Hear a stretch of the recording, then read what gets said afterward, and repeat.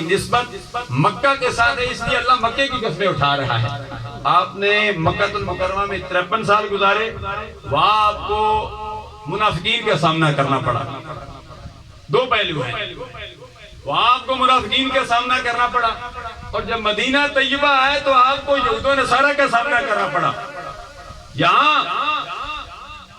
یہود و نصارہ، ادھر منافقین، اور منافقوں کی اتنی یلغار ہے کہ سرکار کے پیچھے نماز بھی پڑھتے ہیں، سرکار کے ہاتھ بھی چومتے ہیں، اور جب اپنوں میں بیٹھتے ہیں وَإِذَا لَقُوا الَّذِينَ آمَنُوا قَالُوا آمَنَّا وَإِذَا خَلَوْا إِلَىٰ شَيَاطِينِهِمْ قَالُوا إِنَّا مَعَكُمْ إِنَّمَا نَحْنُ مُسْتَهْزِئُونَ۔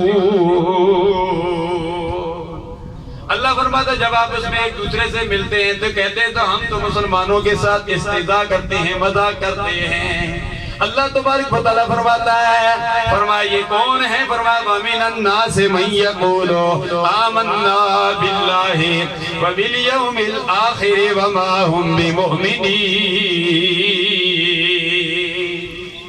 اللہ فرماتا ہے یہ مومن نہیں ہے، من تبعیضیہ ہے، بعض وہ لوگ ہیں جو